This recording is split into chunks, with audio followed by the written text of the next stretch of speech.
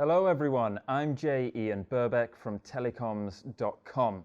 Vivo Brazil is making waves in the Brazilian B2B market. Their financial performance in the second quarter of 2023 for digital services on B2B was nothing short of remarkable, with revenues reaching 800 million reais, equivalent to approximately $162 million. This figure represents a 24.2% increase in year-on-year revenue and also accounts for 6.3% of the company's total quarterly earnings. So, what strategies underpin such success, and how can other carriers navigate the B2B domain with similar efficiency? To unravel this, we're privileged to be joined by Ms. Debora Bortolasi, B2B Executive Director at Vivo, Mr. Diego Aguiar, Director of Operations at Telefónica Tech, Brazil, and Ms. Jennifer Zhang, Vice President of CMBG Marketing and Solution Sales Department at Huawei. Let's dive in. So first to Ms. Debora Bortolasi, what are your views on capitalizing on the opportunities presented by digitalization? Hi Jay, good afternoon. And everybody from Huawei, thank you for this opportunity. In fact, we just started this strategy at Vivo 5-6 years ago. We've just started to construct an entire ecosystem. That means we go beyond the core infrastructure in our connectivity. That is one of our bases in Brazil to provide digital service to the market. We've just verticalized our knowledge in 3 different companies, one of them with the cybersecurity, another one with IT and cloud service, and the third one with IoT and big data service that Diego, that's here with me, is managing this company. And beyond that, we already is investing too much in network service, and we've decided to buy a company last year to provide this whole system to the market. We have one of the biggest sales team in Brazil, with more than 4,000 salespeople just going to the market from the bottom, what we call the SMB market, up to the top with the biggest account in Brazil. So we are succeeding. As you thought, our numbers are growing to this year, so we are happy with it. And again, to Ms. Debora Bortolasi, how can Huawei support Vivo in achieving its goals, especially in areas like 5G 2B, the millimeter wave trial in Rio de Janeiro, and Huawei Cloud and Network Solutions for LAN and WAN? For sure, Huawei is one of our main partners in Brazil, not only for our internal infrastructure that we are constructing and covering the whole country, but also with the whole portfolio that they are providing for us. It means we can provide service through cloud, through Huawei Cloud, and even a network service with Wi-Fi products, SD-WAN products, and I do believe we have still a lot to do. As you mentioned, today our digital service represents just around 6% of our revenue, so we still have a blue ocean to grow, and Huawei is really an important partner to help us in this. I think this would be a good opportunity to bring Ms. Jennifer Zhang into the conversation. So Ms. Bortolasi just mentioned that digitalization offers a significant opportunity for carriers. In your perspective, what key values can Huawei bring to carriers in this market? First of all, I would like to thank Vivo on behalf of Huawei. And we have made a lot of joint innovation in 5G 2B, MPN, SD-WAN, and some security cloud services. And of course, we hope to strengthen the cooperation with Vivo in more domains. Now, I'd like to talk about how to help carriers to accelerate the industry digitization from 3 aspects. Firstly, Huawei is the only vendor that can offer not only the 5G or fiber network, but also the cloud and AI, which is the foundation of digitization. And Huawei understands carriers' strategy, business, facilities, and advantages. So in different region markets, we also fully understand the digitalization transformation requirement of customers. So based on the different business model, we can provide more cross-domain technology and innovation. For example, in the Philippines, Huawei supports the one-click multi-branch agile provisioning based on the capability of end-lay IP RAN networks, and which can shorten the time to market to enterprises. And secondly, we see carriers as a partner, not a resale channel. We would like to support carriers to build their capabilities, for example, for some managed service to enterprise, and also we support the carrier to build their own brand. We can provide the supporting planning tools, digital marketing space, and some enablement training as well. Last but not least, Huawei has a strong local team in more than 100 countries, which can provide the professional service and quick response to carriers. Okay, I think this would be a great opportunity to bring Diego Aguiar into the conversation. So, since 2021, IoT Co has been crafting services and solutions in IoT and big data, specifically for the B2B sector.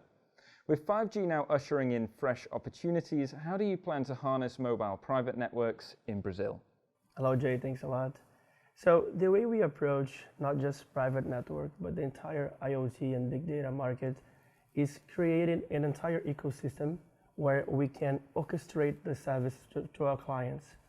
Specifically on private network, we start doing the connectivity. So we bring the private network for our clients. After that, we start doing service like hardware, software, managed services, AI, and many other different solutions on top of on those private networks. With that, and of course, bring a lot of data from our client's operator, we have been, for the last more or less 1 year, helping them to understand that data and to transform that data into strategic insights for the clients to use on the daily basis, especially to provide a better efficiency for their operations. So again, to Diego Aguiar, how has your partnership with Huawei been, especially in the realm of 5G for businesses? For instance, I heard IoT Co and Huawei recently won an Antonell Award for your 5G-enabled smart warehouse. Yeah, the partnership has been great. We've been doing a lot, in fact, not just to build the market, but especially on to explain to the client the advantage they have when using 5G. So one of this case in specific was quite interesting because we could try to get something real and to show to the clients how they can use 5G on a daily basis.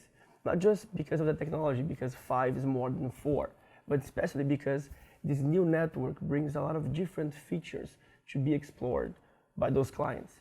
So with that in mind, I can tell you that we have a bright future ahead working between Telefónica and Huawei. Now to Debora Bortolasi, apart from 5G for businesses, enterprise leased lines are emerging as significant markets. How does Huawei's expertise support Vivo in capturing more of this market? For instance, how can the Cloud Campus solution offer a unique service layer to Vivo's customers?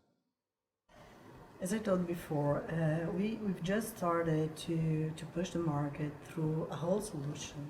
It means that Vivo nowadays is not just a telco company anymore, but we've just moved it to a digital and tech company to the market. What means that our value proposition reaches the customer needs, and to provide the whole service, not only we need to guarantee that we have the technical capacity in our internal teams, but also the right tools to manage the customers, to manage the solutions, to guarantee that all the SLAs and the quality of service they are buying from or to attend their needs.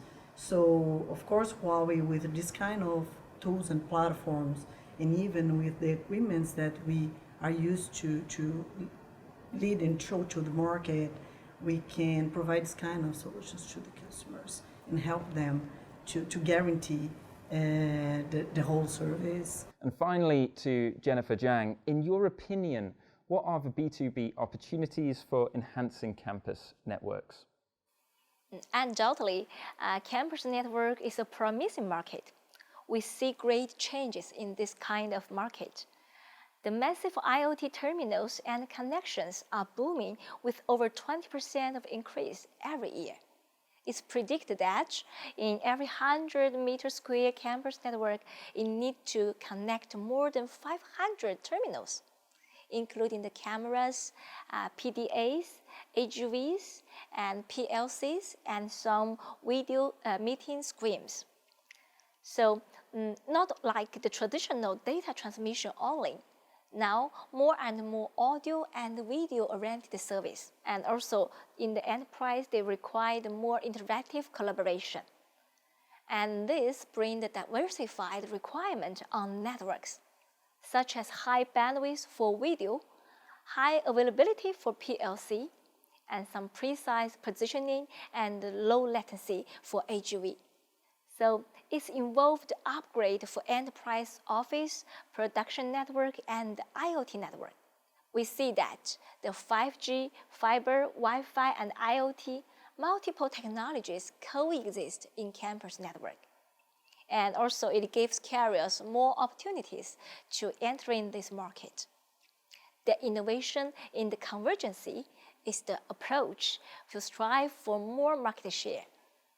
For example, in Hong Kong, for the horse hair industry, we help Hong Kong T to build the medical campus solutions with the 5G and Wi-Fi and IoT converged solution, and with the implement unified planning and easy maintenance.